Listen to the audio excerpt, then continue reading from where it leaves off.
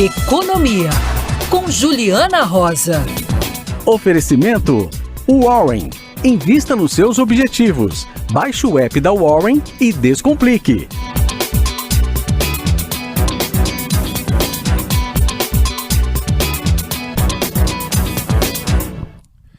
Juliana Rosa, o melhor aplicativo de tradução do que está acontecendo na economia para nós. Um grande aplicativo. Juliana Rosa, aplica então para nós aí, traduz para nós.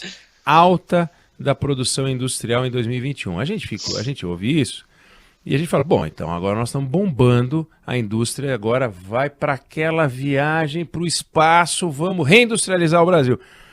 Não é bem assim, mas tem uma notícia boa. Traduz, dimensiona, por favor. Boa tarde, Oineg. Boa tarde para a Débora, para o Fábio, para o ouvinte. A notícia é boa porque o número de produção da indústria em dezembro, divulgado hoje pelo IBGE, veio melhor do que o esperado. Esse dado, segundo os economistas que eu conversei aqui ao longo do dia, mostram que o PIB do Brasil pode realmente não ter recuado no final do ano, pode ter crescido depois daquela recessão técnica. Não é uma maravilha, como você está dizendo, mas é uma notícia boa, mostrando que a gente teve um resultado um pouquinho melhor ali no final do ano da economia brasileira. Quando você olha aqui o dado de dezembro, é interessante a gente notar que tem um destaque aqui da indústria automotiva.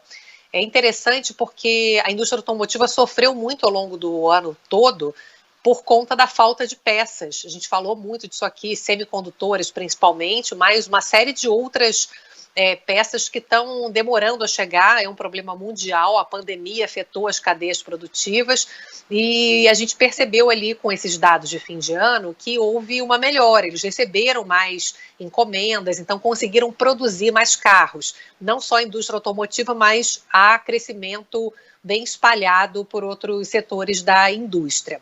Então, a indústria fecha o ano de 2021, com esse resultado divulgado hoje de dezembro, com crescimento de 3,9%, que é o primeiro crescimento da indústria depois de 2 anos consecutivos de queda.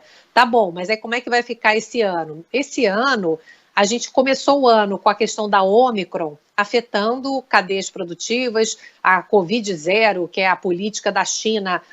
Se tem um caso, eles fecham portos, fecha tudo, né? Então, isso afetou esse processo de normalização, de aumento de produção, de entrega de mercadorias no mundo, mas a perspectiva é que essa falta de peças vá aos poucos se normalizando agora em 2022. O problema é que os analistas estão dizendo que provavelmente a indústria vai ter queda de produção esse ano, não vai sustentar esse processo de recuperação que a gente viu no dado de dezembro. E por quê? Porque a gente vai ter aumento de juro ainda mais, né, Oineg, Débora, Fábio, hoje o Banco Central deve anunciar que a taxa Selic deve ir para 10,75%.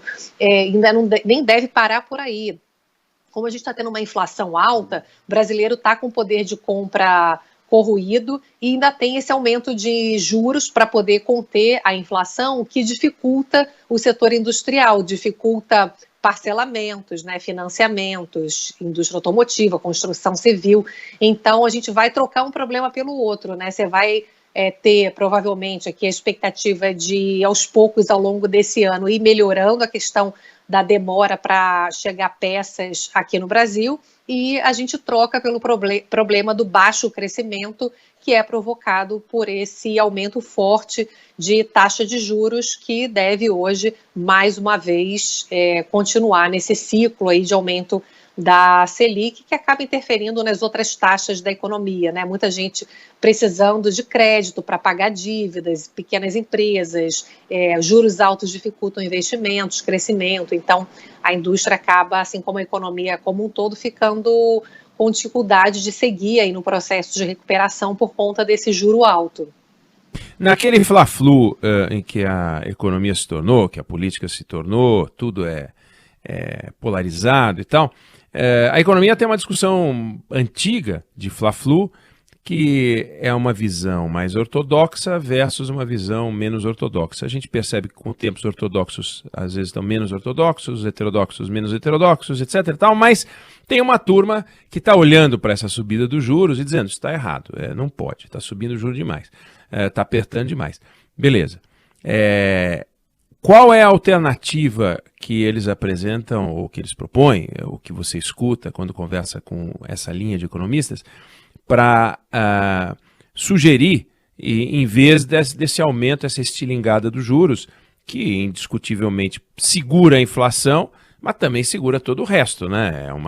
É um freio que para tudo. Já é aquela freada que você para no vidro do para-brisa da frente do carro. O que eles sugerem? Existe um jeito na avaliação deles de você conseguir segurar só uma doença, que é a inflação? É um remédio que atinge só a inflação, mas não paralisa a economia? Como é que isso funcionaria? Essa discussão de até onde deve ir os juros é uma discussão que está acontecendo no mundo todo. É que aqui no Brasil os juros subiram de forma muito agressiva, saiu de 2% a taxa Selic e vai para perto de 12% pelas previsões. É o aumento de juro mais agressivo quando a gente compara os movimentos de alta de juros que estão acontecendo no mundo e nas economias desenvolvidas estão acontecendo só agora. A gente já vem com esse processo de alta de juros ao longo de todo o ano passado. Aquela coisa do remédio que você está dizendo, essa comparação é boa. É importante dar o remédio, porque a gente tem uma doença que precisa ser combatida, que é a inflação alta, porque é uma doença que prejudica principalmente os brasileiros mais pobres, né? A inflação é piora da vida na veia, mais do que os juros, quando você pensa em crédito, né? Só que o quanto que é essa dose do remédio para não matar o paciente, né? Você dá uma dose exagerada de remédio, você pode colocar a economia brasileira em recessão.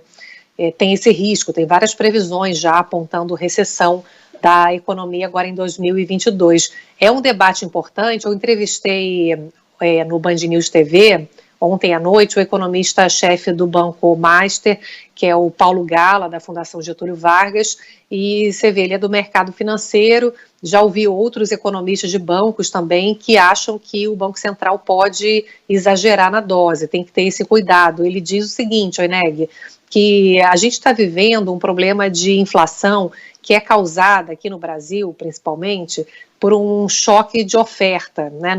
A inflação não está subindo porque as pessoas estão consumindo mais, é porque está faltando produto, por exemplo. Então, qual é o impacto que uma alta de Selic tem para normalizar a entrega de peças, por exemplo, ou para frear a alta de petróleo, que é um problema mundial, né, uma demanda forte de energia? Então, o que esses economistas dizem, Oineg, é que é preciso ter esse equilíbrio e tentar puxar a inflação para baixo, mas ter uma meta um pouco mais alongada. Você não tem que cravar o limite da meta de inflação. Esse ano é 5%. As projeções, ok, já estão até acima dos 5%, mas é um debate importante e relevante que você está puxando, porque o mundo todo está fazendo isso. A gente está vivendo algo que nunca vivemos, né? A gente viveu uma pandemia, tomara que estejamos realmente no final dela, mas a gente tem uma série de falta de produtos, de escassez de energia, de uma série de problemas de falta de produto, né? Não é uma inflação que é provocada por aumento de consumo, daí você encarece o crédito para limitar o aumento de consumo. Não, o consumo aqui no Brasil está no chão, né? A gente tem um desemprego ainda muito alto. Então, é um debate importante porque é de outra natureza essa inflação, e certamente hoje a gente vai repercutir muito aí ao longo do dia com empresários que estão sofrendo, né, com a demanda voltando mais, com uma demanda que ainda é baixa, com muita gente ainda endividada, empresas que fecharam as portas. Então, qual é a estratégia para a gente debelar a inflação sem jogar a economia numa recessão, né? É isso aí, essa é a discussão. Economia, Juliana Rosa, que volta a conversar com a gente amanhã. Valeu, brigadão. Obrigada, beijão.